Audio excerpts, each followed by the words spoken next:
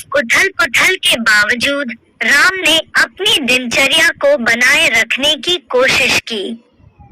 वह हर सुबह जल्दी उठकर अपने छोटे से खेत में जाते थे और अपने मवेशियों की देखभाल करते थे। उन्होंने अपना शेष दिन किताबें पढ़ने, रेडियो सुनने और अपने पड़ोसियों के साथ गपशप करने में बिताया।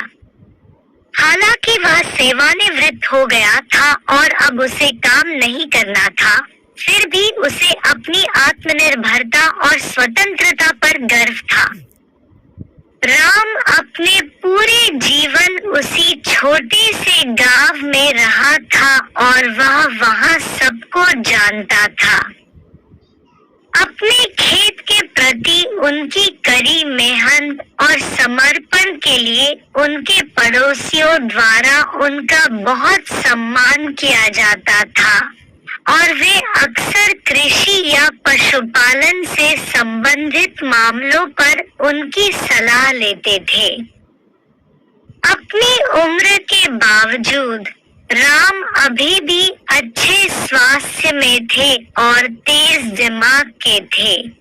आंशिक रूप से उनकी सक्रिय जीवन शैली और उनके आसपास की दुनिया के बारे में जिज्ञासा के लिए धन्यवाद। राम हर दिन अपना काम खत्म करने के बाद एक कप चाय और एक किताब लेकर बरामदे में बैठ जाता था। उनके पास उपन्यासों, जीवनियों और ऐतिहासिक ग्रंथों का एक विशाल संग्रह था और उन्हें अन्य लोगों के जीवन और कहानियों में खुद को डुबोने में मजा आता था। वह विशेष रूप से उन पुस्तकों के शौकीन थे जो विभिन्न संस्कृतियों और स्थानों की खोज करते थे, क्योंकि उन्होंने कभी अपने गांव से दूर यात्रा नहीं की थी और व्यापक दुनिया से मोहित थे। राम को रेडियो सुनना भी पसंद था, जो उनके समाचार और मनोरंजन का मुख्य स्रोत था।